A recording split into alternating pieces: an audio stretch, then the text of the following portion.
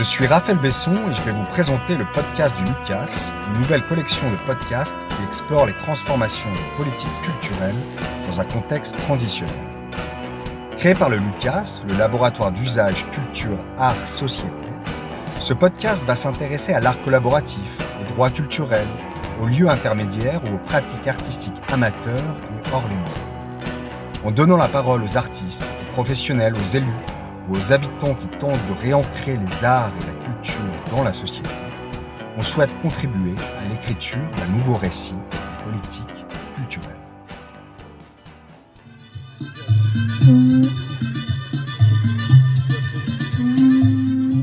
Bonjour à tous. Ce podcast du Lucas est consacré aux acteurs qui tentent de penser conjointement l'écologie, les arts et les transitions urbaines. Ces acteurs commencent tout juste à être entendus, comme l'atteste la dernière rencontre nationale des agences d'urbanisme, intitulée « Nos cultures, nos futurs », et qui s'est structurée autour de l'hypothèse qu'il n'y aura pas de réorientation écologique sans une recomposition culturelle des territoires.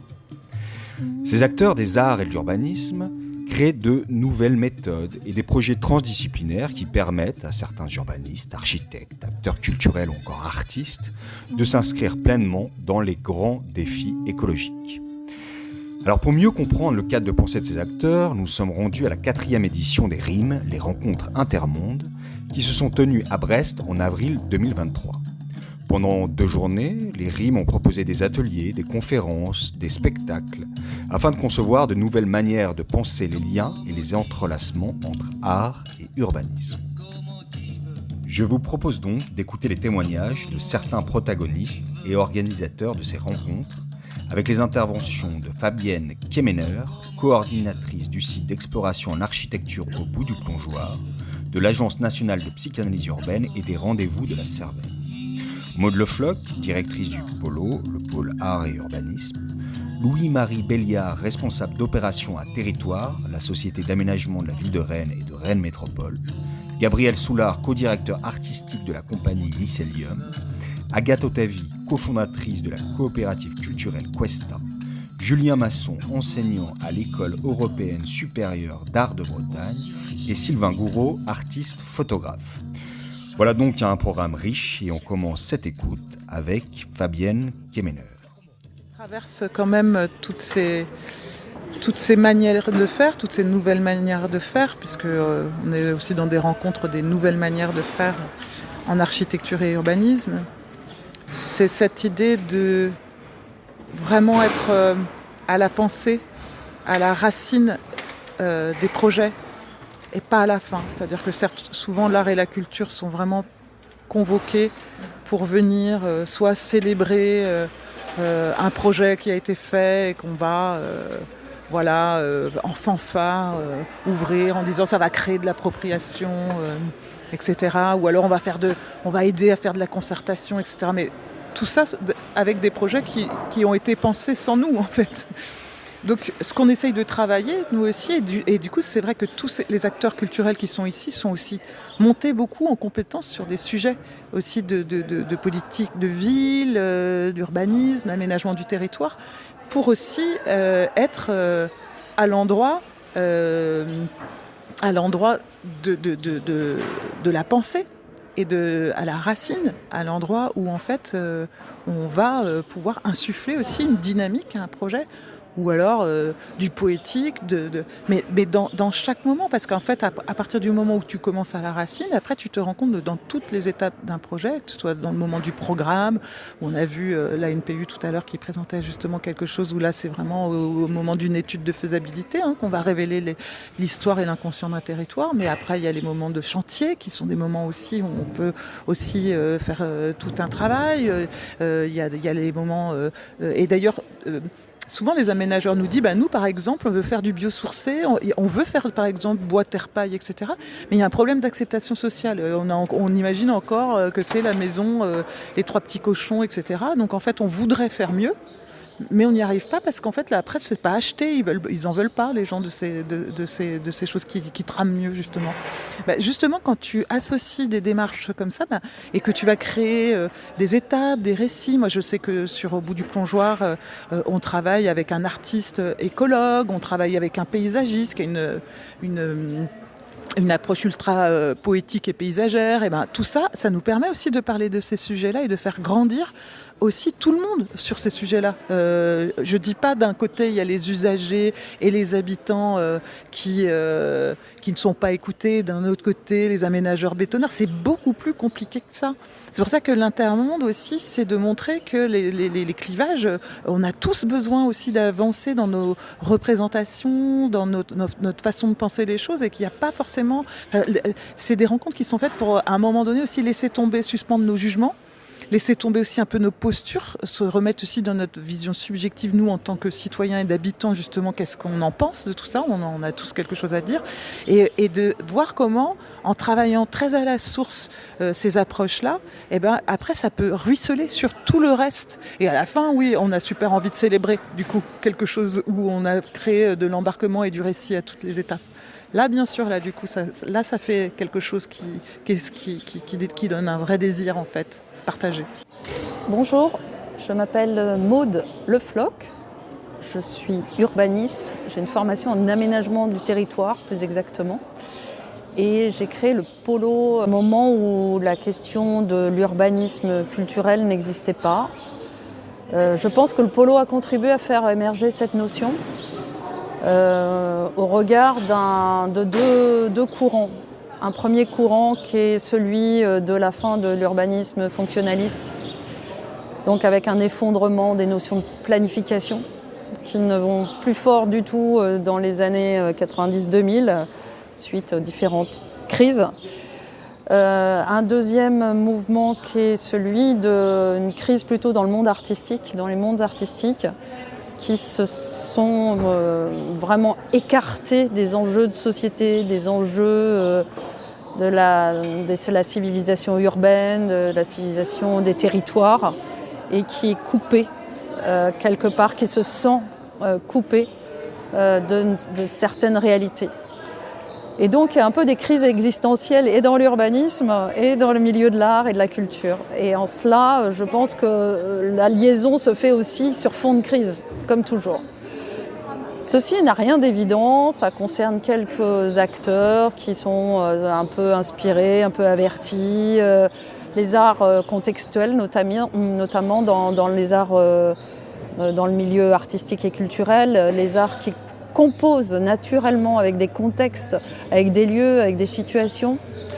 Donc ce sont le land art, les arts de la rue, le site spécifique, voilà, toute cette veine-là qui sait écrire à partir de lieux, avec des situations, avec des enjeux sociaux, spatiaux, etc. Et du côté de l'urbanisme, il y a beaucoup de résistance parce que l'urbanisme est quand même le bien à protéger de quelques-uns, c'est ce qui réglemente, c'est ce qui ordonne, c'est ce qui fait foi, c'est ce qui fait loi. Et donc de mettre ça en pâture trop vite, trop fort, ouvrir cette discipline qui est très codée, elle aussi, comme le milieu de l'art d'ailleurs, mais ouvrir cette discipline très codée à des formes plus publiques, plus créatives, ça ne tombe pas sous le sens. Voilà, donc voilà, ça monte, mais il y a beaucoup de résistance. Et puis tout récemment, crise écologique majeure, catastrophe climatique, des enjeux qui montent de partout. Et là, plus personne ne sait comment faire. Tout le monde sait que les systèmes sont à bout de souffle, les systèmes d'ingénierie, notamment territoriale, les systèmes d'ingénierie classique, la façon de penser la chaîne de production d'un projet, que ce soit dès la phase amont du diagnostic, au moment de la programmation, au moment des concertations, de la réalisation.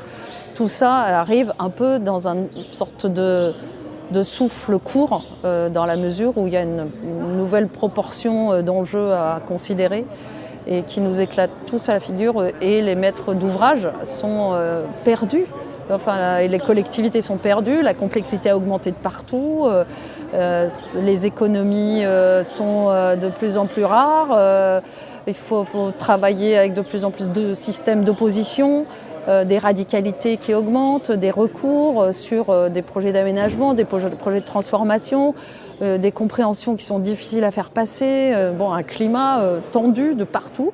Et on a aujourd'hui des collectivités qui sont inquiètes et on a un peu l'impression de poulets sans tête, qui courent, qui cherchent. Et étonnamment, la question de la culture réapparaît. Non, il faut faire un récit, il faut mobiliser les imaginaires, il faut travailler un récit commun, une narration, un narratif, tous ces mots-là. Et puis après, il y a les injonctions d'imaginaire positif pour évacuer l'inquiétude de la catastrophe écologique. Voilà, donc ce qui est peut-être un peu plus suspect.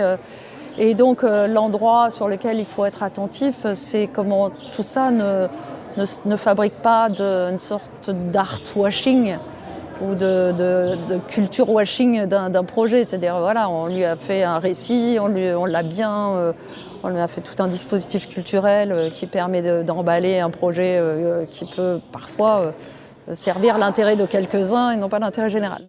Je suis Louis-Marie Béliard, je travaille à Territoire. Territoire, c'est la société d'aménagement de la ville de Rennes et de Rennes Métropole. Donc on est l'outil opérationnel de la collectivité, des collectivités, puisqu'on peut travailler sur les 43 communes de l'agglomération rennaise pour mettre en œuvre les projets urbains, les projets donc politiques décidés par les conseils municipaux, les élus de ces communes.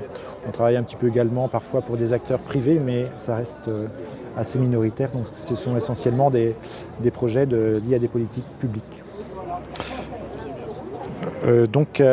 Territoire, moi je travaille sur des opérations qui sont aussi bien l'aménagement de ZAC, des zones d'aménagement concertées, que de la construction-réhabilitation d'ailleurs de bâtiments, notamment pour des équipements culturels, notamment sur le projet de la réhabilitation du bâtiment Pasteur et puis prochainement sur la réhabilitation de halles de la SNCF en vue d'y créer un centre, un équipement culturel privé cette fois-ci, mais d'inspiration métropolitaine.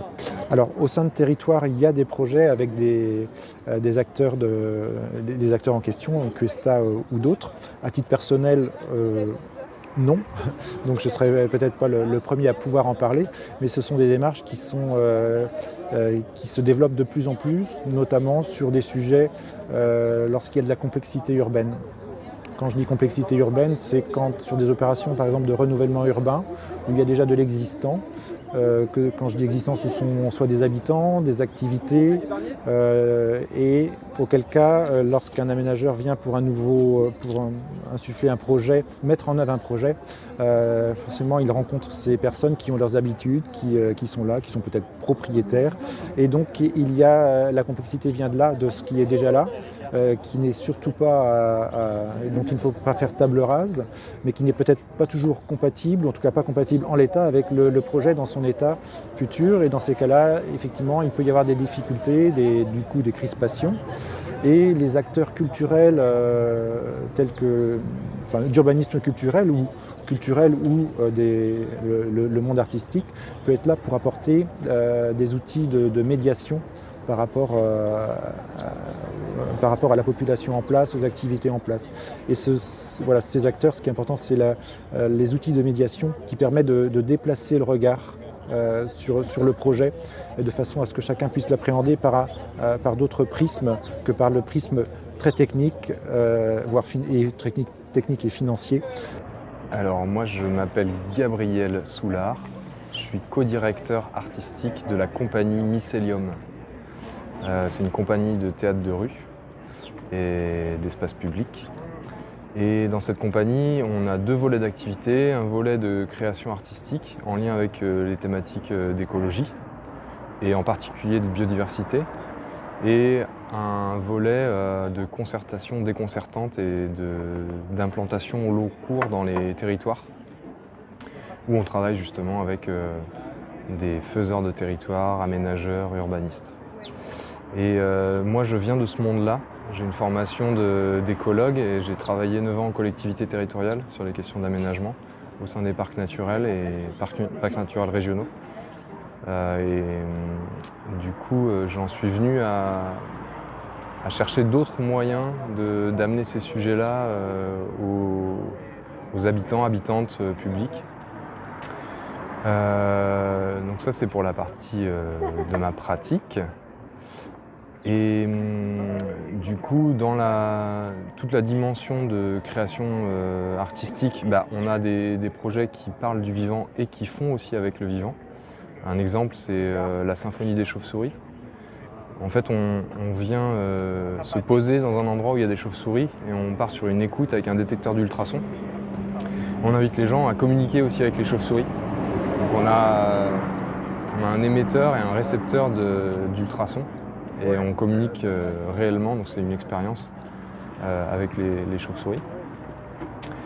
Et puis on met dedans de l'humour, du théâtre burlesque, avec vraiment une entrée théâtrale. Et un autre exemple sur les aspects plutôt de concertation déconcertante, donc on les conduit, on les écrit au long cours dans les territoires, en lien avec un maître d'ouvrage qui se pose une question. Par exemple, comment réduire l'éclairage nocturne sur ma commune ou sur la collectivité. Et du coup, par le biais du théâtre, on amène à parler différemment de ces sujets et on recueille les avis des habitants, habitantes pour ensuite en parler aux élus en utilisant également des méthodes de restitution qui sont également théâtralisées.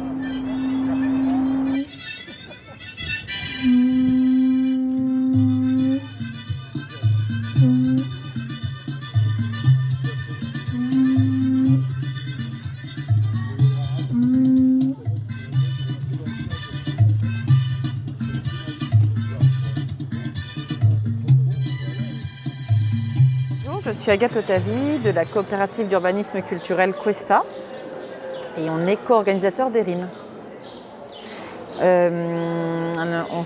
Tu te demandes comment on travaille avec les artistes en fait, dans ces projets d'urbanisme culturel et effectivement on défend fortement la place de l'artiste dans le projet, mais une place qui est négociée, c'est-à-dire qu'on ne pense pas que l'artiste est seul dans ce projet-là, mais bien qu'il est au sein d'un collectif avec différents outils, différents savoirs, différentes pratiques et que c'est ensemble qu'on peut représenter une problématique, qu'on peut inventer un récit, qu'on peut mener sur la place publique une question, qu'on peut préfigurer des actions. Enfin, voilà, c'est vraiment cette dimension d'un collectif. Néanmoins, l'artiste a sa spécificité dans cette dimension-là.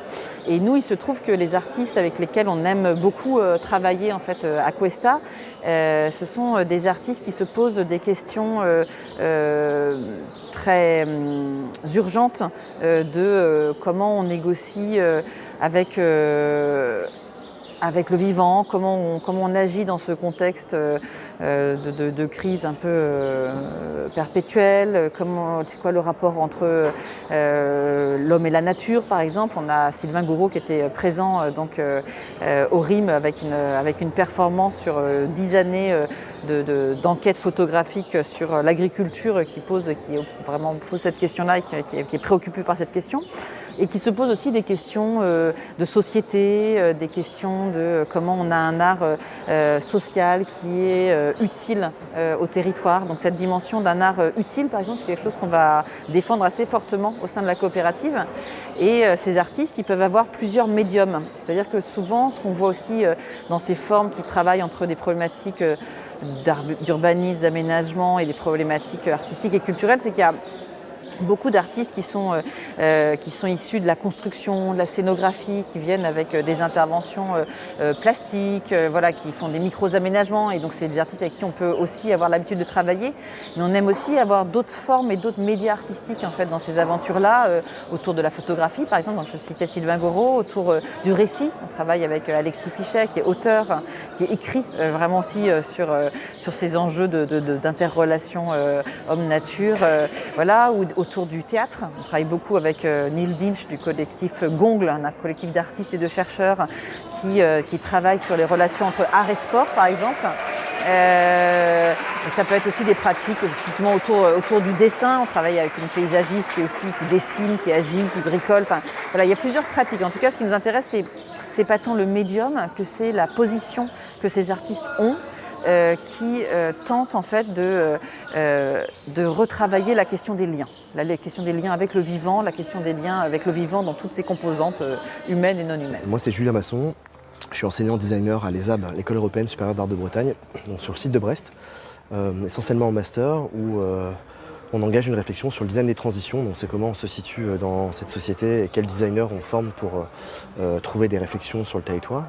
Et à côté de ça, donc on a monté avec des potes architectes, urbanistes, designers, un collectif qui s'appelait les Manufacteurs, où on a accompagné le Fourneau et le Centre d'art contemporain Passerelle dans une démarche participative sur la fabrique citoyenne et poétique des Capucins, donc le nouveau lieu un peu spot culturel brestois, qui était un ancien terrain militaire qui a été rendu à la société civile, avec la réflexion de pouvoir flécher le 1% sur une démarche de fabrication de mobilier sur l'espace public, donc à l'intérieur des Capucins et sur les abords, dans une véritable démarche avec les habitants et embarqués de la commune et de la ville.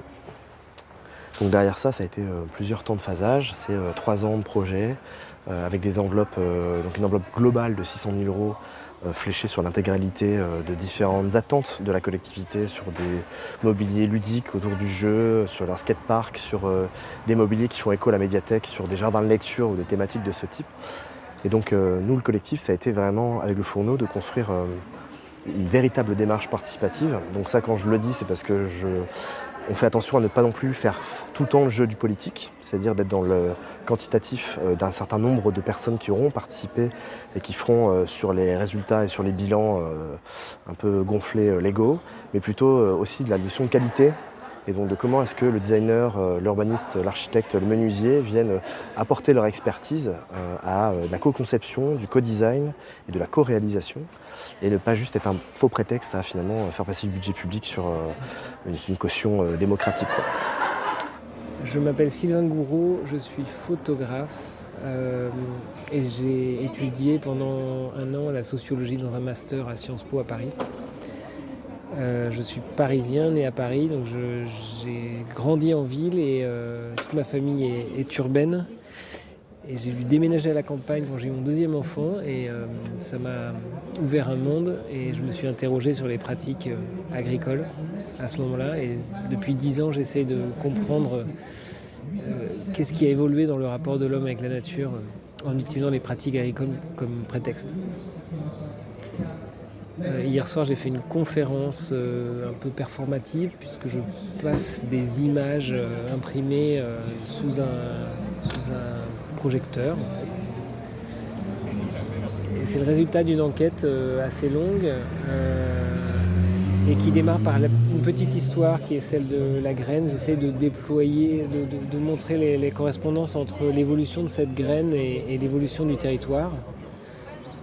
Il s'agit d'une graine de betterave qui a dû être beaucoup transformée pour rentrer dans le système de l'industrialisation de l'agriculture. Et la graine a été enrobée, elle est devenue monogerme et donc elle a pu passer dans les semoirs qui se sont agrandis parce qu'on était plus efficace et du coup on a agrandi les champs et les infrastructures et du coup le paysage s'en est vu transformer énormément. Donc un tout petit objet comme une graine a fait partie de l'évolution de notre paysage, tout ça avec des questions économiques, des questions de santé. Sachant que la France est le premier producteur de betterave au monde, enfin de sucre de betterave au monde, et qu'à la fois c'est aussi une des premières destinations touristiques. Et donc détruire un paysage, c'est bien pour les rendements de betterave, mais c'est pas forcément bien pour le bocage qui disparaît. Donc chaque évolution pose des questions, quoi. C'est une question de choix, et donc c'est une question de point de vue. Et cette question, elle est très reliée au métier de photographe qui essaie de représenter les choses. Et donc quel point de vue on adopte pour parler, pour comprendre le milieu qui nous entoure et le milieu dans lequel on vit et comment est-ce qu'on veut le faire évoluer, quoi. Donc voilà, moi, c'est un peu ça l'idée de la pratique que je mets en place.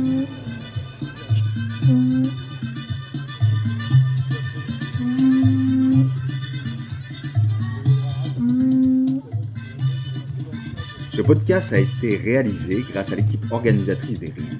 Je remercie tout particulièrement Fabienne Kemener et Agathe Otagie. Il a été produit par le Lucas et Culture Co avec le soutien du ministère de la Culture et de l'Agence nationale de la cohésion des territoires. À bientôt.